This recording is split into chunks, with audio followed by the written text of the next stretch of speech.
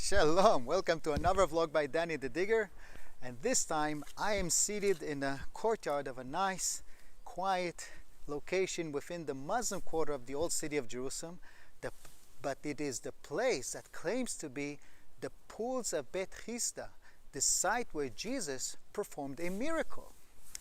And this site is indeed a very interesting archaeological site, but let's start with the scriptures. What does the New Testament tell us about the pools of BETHESDA? And it's only mentioned in the Gospel of John. In chapter 5 we read of Jesus entering Jerusalem, and listen carefully because every word here is important. Near the gate of the sheep, he enters the pools of BETHESDA, which have 5 porticos around it. Each detail here is important for the archaeological evidence of the site. The event itself is that Jesus sees many sick people, blind people, and others at the site, and he eventually performs a miracle and heals one of them. That is quite interesting because according to John, it is not the only site and time that in Jerusalem he will heal a sick person.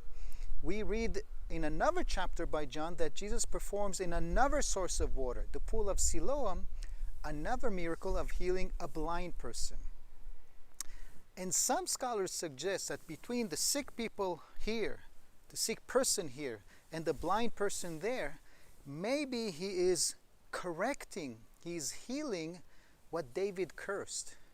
When David takes over Jerusalem, in the book of Samuel chapter 6, I believe, he curses the blind and the lame of Jerusalem. And Jesus, being a descendant of David and being a healer, perhaps he performs this specific act on these two types of people as a dialogue with what is recorded about David's event here in Jerusalem. This is not from the New Testament, this is scholarly commentary, but I find that very interesting. But as an archaeologist, I'm asking now, what does archaeology tell us about the place? And it's quite an interesting story. So let's start.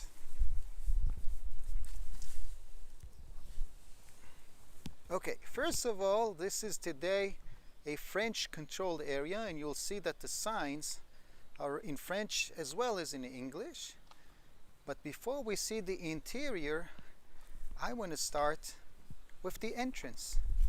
I want to start with the street leading into the site, because it provides a very interesting testimony to validate the site and its location.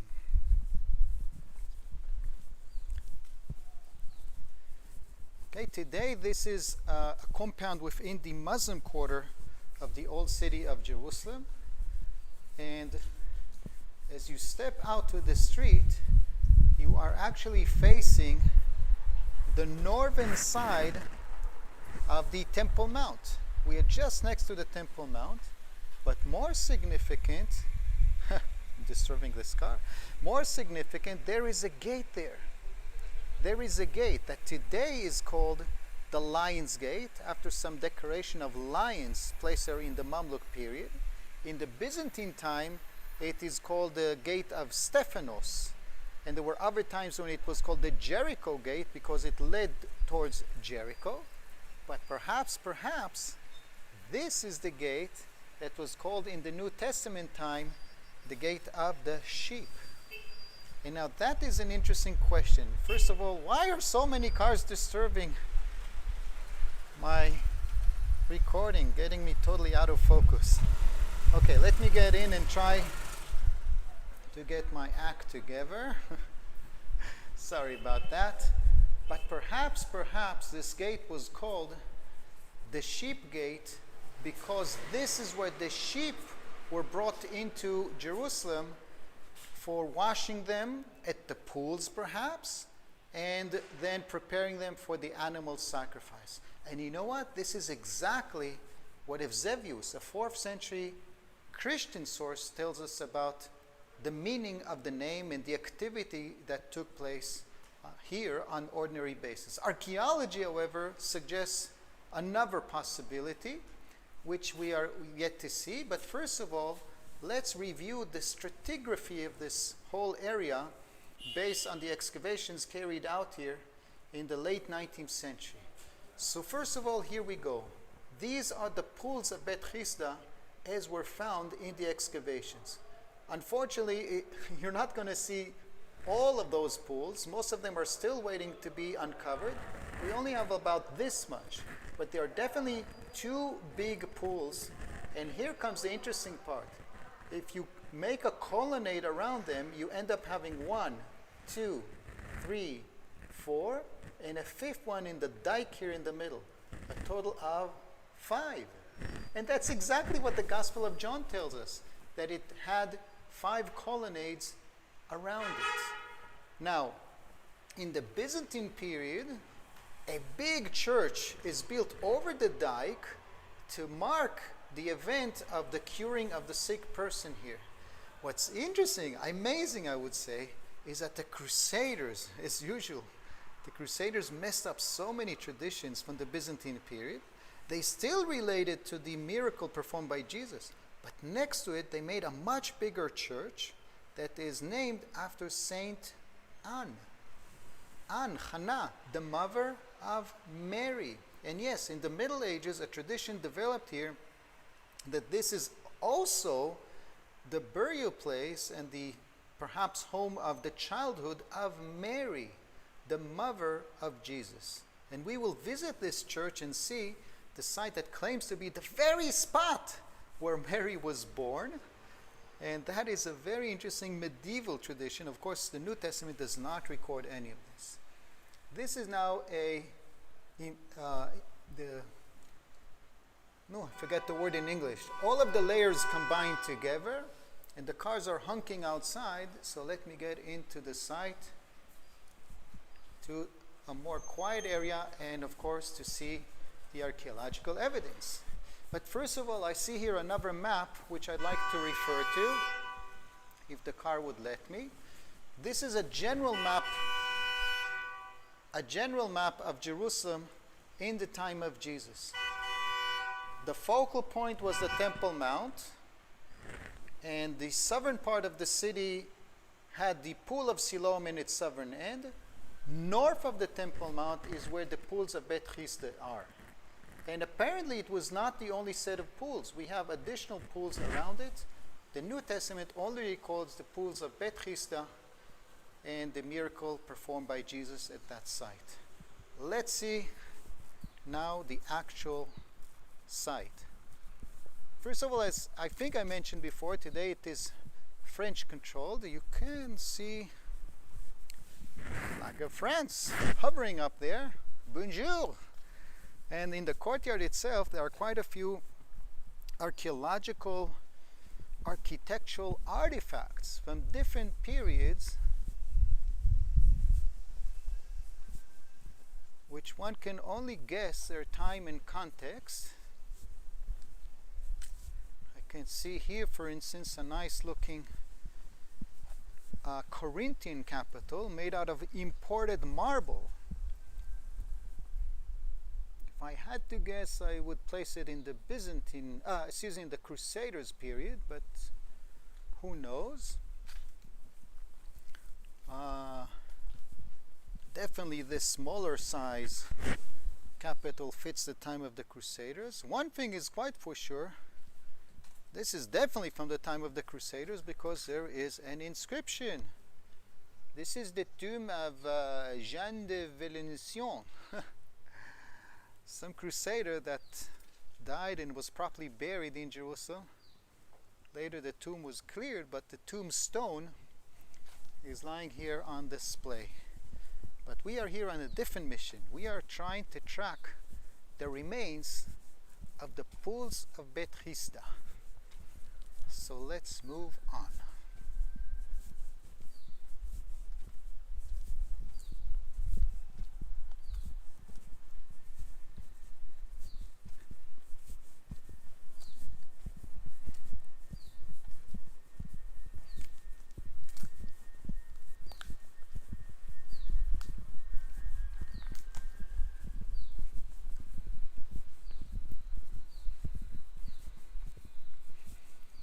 This is the facade of the Crusader era church that rebranded the whole site as referring to Mary, to Mary's birth and childhood.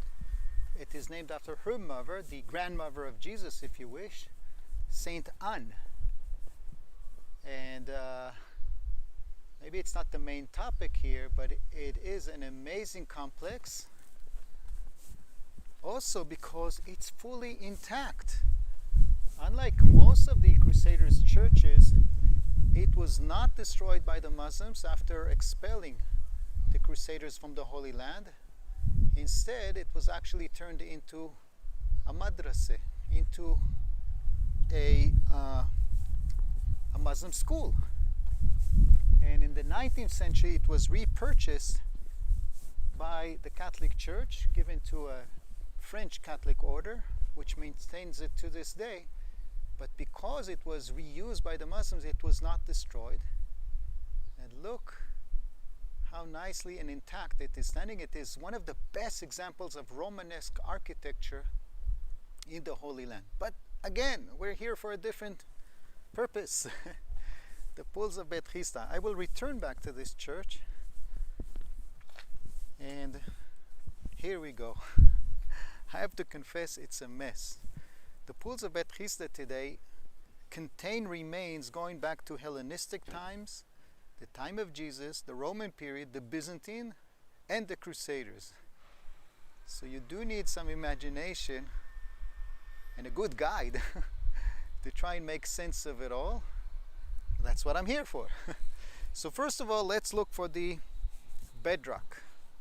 And the bedrock beneath us gives us an important clue. You can see the bedrock there going deep, deep down. And here it has a corner. Yes, this is the corner of the southern pool. The BETHESDA pools were comprised of two pools, and this is the dike in the middle. How big was the southern pool? We will see it soon. But this is the very corner of it, the northeastern edge. And over there, a bit in the sun, is the northwestern edge. Now here is something very, very interesting that was noticed by archaeologists. There are steps leading into it. A wide flight of steps leading into it. Now anyone familiar with plastered stepped pools in Jewish context, especially in the time of Jesus, there's only one name to call it. A mikveh, a ritual bath. So actually, if Eusebius, in the name, the sheep gate, suggests that this is where the sheep was prepared for the sacrificial activity, it was done in what was designed like a giant mikveh. And maybe both sheep and humans washed themselves here or were washed here. Although the New Testament, both in the name of the site and in the event, suggests a place of mercy and a place of healing, which is also what archaeology suggests, but from the Roman period. I know it sounds very, very puzzling, but that's what all the details combined tell us. But let's try to focus on the size of the southern pool of BETHESDA. So again, I just showed you the corner, and actually the rest of it is waiting to be discovered one day over here. This is all a lot, tons of fill over the southern pool, and I know so because archaeologists have uncovered the southern eastern corner of the southern pool. Let me show you.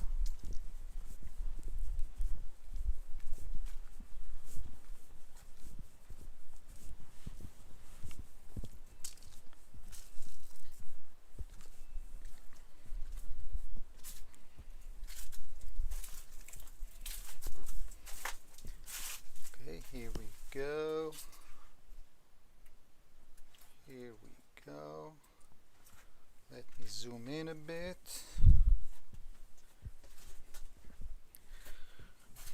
And I know it is quite dark here, what you should be able to see here now, again, bedrock. And also, let me see if I can get this into the frame. Yes, you can see the corner here. This is the southern edge, this is the eastern edge. So we are now looking at the other corner of the southern pool. And I hope the camera is also showing just how deep it is. Yes, this is a very big and deep water container going back to the time of Jesus. It's about 40 by 50 meters in size, and it's one of two pools. No doubt that this was a significant water source for the city. Being north of the Temple Mount, it was probably based on rainfall from today's Muslim Quarter and north of it, which would be channeled in the winter into those double pools. Now again, the question is, what was it used for? And the name of the gate, the sheep gate, suggests that it was actually related to preparing the sheep. And this is not only attested by Eusebius, but I heard a very, very interesting testimony by one of my students who was a young teenager here in the 60s under Jordanian rule. And he told me, Danny, the Lion's Gate was also the place where the Bedouins would bring the sheep to trade with the people of Jerusalem. So until the 1960s, I find that testimony to be very interesting. Until the 1960s, it was the place where trade with sheep and the bringing of sheep to Jerusalem kept going. Now let me take you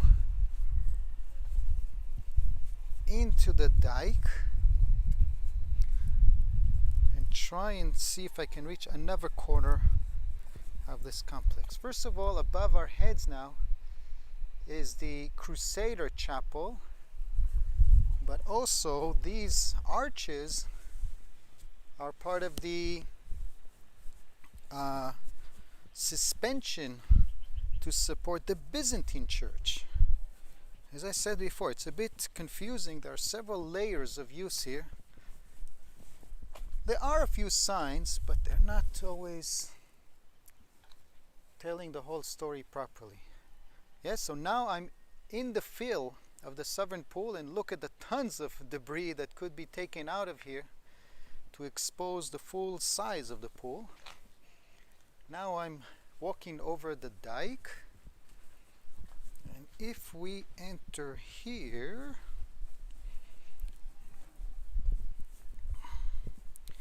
we should be able to see just a little bit of the northern pool.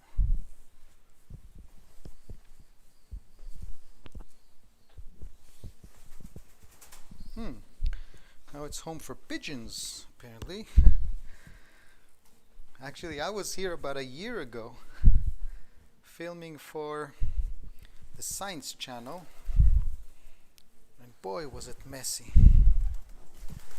But we had a mission to do. Yes, we actually filmed inside these waters, believe it or not.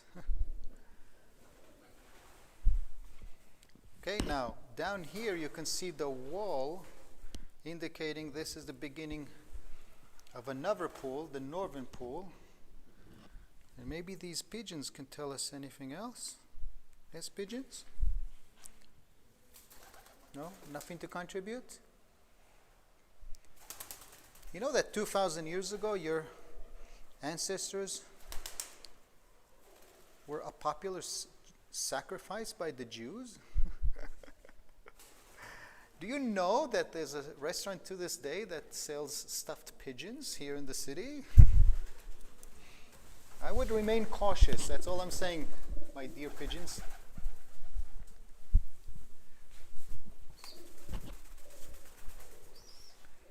Aha, you think you're safe there? Home sweet home. Okay, back to business. And back to the surface.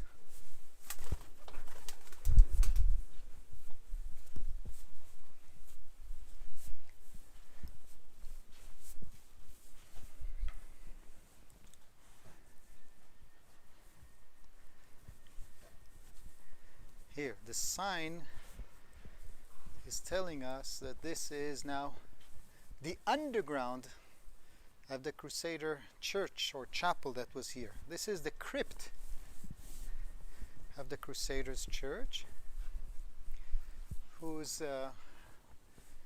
main floor is above our heads. Okay, that window facing east was the floor of the medieval Crusader era church that was still relating to the event documented in the Gospel of John. But as I said before, the Crusaders actually emphasized something that they completely invented: the birth of Mary at this site. And on the way out, we will definitely visit that site as well. I'm a bit rushed in time, but I think we can do this. Yes, filming has so many challenges, and when filming at holy Christian sites, you're also restricted in the days and times, because they're usually closed on Sundays, and even when they're open, they're closed between 12 and 2 o'clock.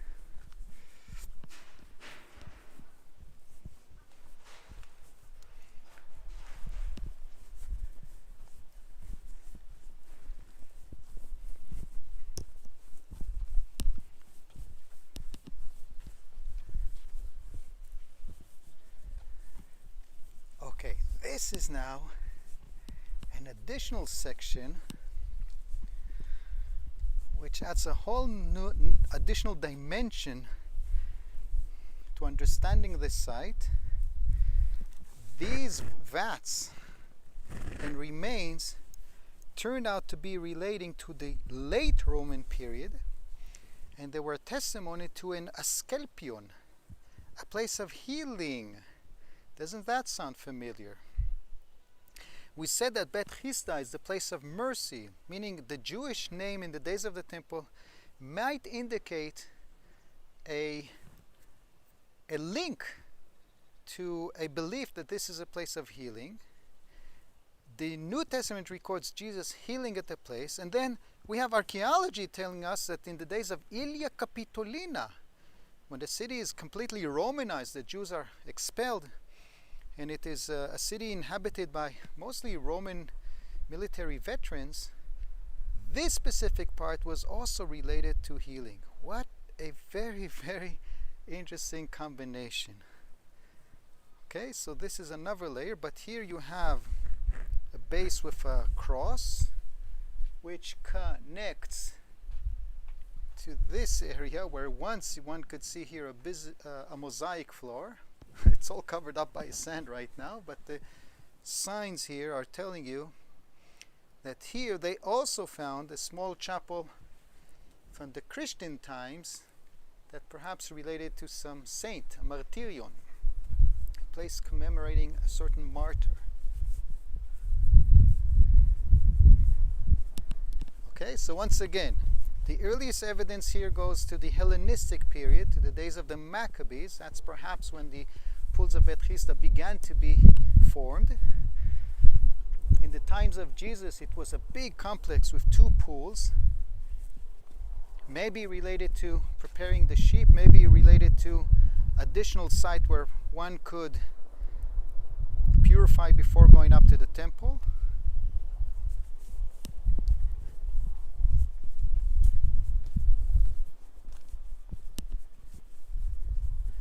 And the New Testament records Jesus performing a miracle there. Then archaeology indicates that it was a place of healing in the late Roman period. Here is now a map showing all of the layers. And the last thing I want to show you is the interior of this amazing Crusader era Romanesque church.